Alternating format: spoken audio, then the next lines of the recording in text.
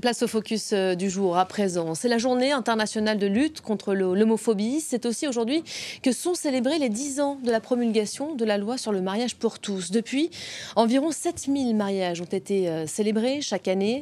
À cette occasion, nos reporters Pauline Godard et Claire Pacalin sont retournés voir ces familles homoparentales qu'elles avaient pu rencontrer en 2013, juste avant l'adoption de la loi.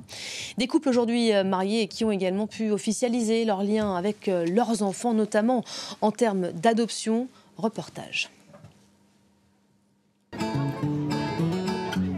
C'était il y a 10 ans, juste avant l'adoption de la loi sur le mariage pour tous. Nous avions rencontré Théma et ses 2 mamans. Un petit bonnet. À l'époque, Annabelle et Valérie n'avaient qu'une hâte. Si je pouvais, je t'épouserais tout de suite.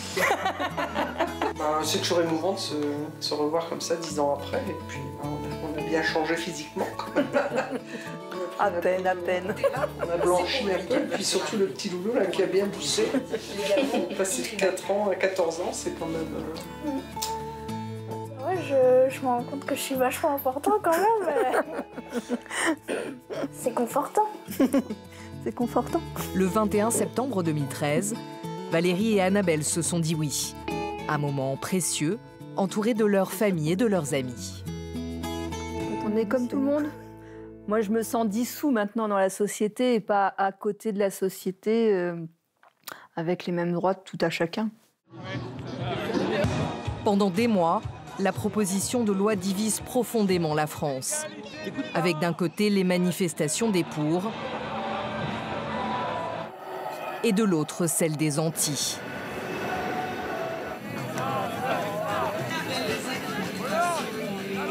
Dans l'hémicycle, le débat politique est lui aussi intense. Christiane Taubira, à l'époque ministre de la Justice, tient bon. La loi est adoptée. Le texte de loi qu'on a fait modifier. Une belle victoire pour Didier et Gaël, que nous avions rencontrés il y a 10 ans. Ça, c'est l'intérieur avec le peu de monde qu'il y avait. Ça, c'est le livret de famille. Ouais, notre livret de famille qu'on a eu droit. L'aboutissement. Car cette loi, ils se sont battus pour. Ils ont non seulement manifesté, mais aussi participé à son élaboration. Ils ont même été auditionnés par la commission des lois. Quand le mariage est arrivé, c'était le point d'orgue, mais aussi le point définitif de maintenant, c'est scellé, on a fait tout ce qu'il fallait, on est reconnu, on est légitime. Et on est une famille. Regardez-nous comme une famille. Il y a 10 ans, il venait d'accueillir Albi, un petit garçon de 4 ans d'origine haïtienne et adopté par Gaël. Didier n'avait à l'époque aucun droit sur son fils. Une fois marié, il a pu l'adopter et être considéré comme un parent à part entière.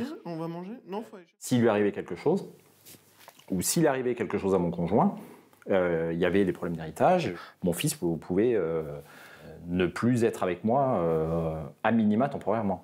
De même que s'il avait besoin d'être hospitalisé loin de la maison sans l'accord de Gaël, c'était pas possible. Pour moi, c'était ça le pire. Le risque, il était là, c'était pour mon fils. Gaël et Didier se disent chanceux. Dans leur village de la banlieue de Lyon, ils se sont toujours sentis acceptés. Alors quand les manifestations des anti-mariages pour tous ont débuté, ça a été un choc. On ne s'était pas rendu compte qu'il pouvait y avoir une part de la population mobilisée au point de vouloir faire barrage à une loi comme ça, qui, par ailleurs, était passée très naturellement dans les autres pays d'Europe. Allez comprendre pourquoi en France, ça a fait tout ce bazar. On était assez choqués, oui, de ce qui se passait. Et des mots qui ont été utilisés, qui étaient blessants, qui étaient stigmatisants. Ou alors maintenant, avec 10 ans après, c'est sûr qu'on se dit, mon Dieu, on a l'impression que c'était il y a 30 ans, parce que c'est tout à fait naturel maintenant pour tout le monde. Salut mon cœur, ça va? Ça va et toi? Eh ben ça va bien. T'as passé une bonne journée? Super. Comme d'hab. Hein. Pour avoir Théma, Annabelle est allée en Belgique. En France, à l'époque, la PMA, la procréation médicalement assistée, n'était pas autorisée pour les couples homosexuels ou les femmes seules. Comme Didier, la compagne d'Annabelle a dû attendre de pouvoir se marier pour adopter son fils. C'est sûr que le Théma est très conscient des combats qu'il y a eu autour du mariage pour tous. Mais après, je pense que c'est pas quelque chose qu'on lui rabâche tous les jours. Et pour lui, sa normalité, c'est de vivre avec 2 mamans. Voilà, qui sont mariées, ils portent nos 2 noms. Donc sa normalité, c'est ça. Bah, j'ai pas vraiment d'autres amis qui sont dans la même situation, mais eux, ils acceptent. Limite, ils s'en fichent que ça change rien, quoi. C'est comme si j'avais un père et une mère. C'est juste que j'en ai 2. J'ai 2 mères et j'ai pas de père. Mais autour de moi, j'ai quand même des exemples d'hommes parents, des amis proches à mes parents, des tontons de mes grands-parents. Aujourd'hui, 10 ans après, les mentalités ont évolué, mais chacun préfère rester prudent. On sait toujours qu'on a un statut qui pourrait être vite retiré. Et, Pour rester vigilant. Voilà, faut rester vigilant. Les droits, ça s'obtient, mais ça se retire. L'acceptation augmente, comme on peut le voir. On a 3 ministres ouvertement homosexuels. Il y a 10 ans, ce n'était pas possible. On sent que ça va mieux, mais on sent qu'il y a des forces encore qui sont très haineuses et qui sont tapis dans l'ombre, mais qui sont prêtes à surgir. Et ça,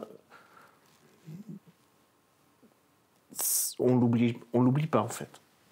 On l'oublie pas. On vit avec ça. Ça nous demande malgré tout à être vigilants, même si on est sécurisé aujourd'hui et on est quasiment assuré qu'il n'y aura pas de retour en arrière. Je pense pas qu'il ne peut pas y avoir de retour en arrière. Je suis pas inquiet, parce que à court terme, je suis pas inquiet, mais je me dis pas que ça ne pourrait jamais arriver. Il faut rester vigilant. Et il y a plus de 2 ans.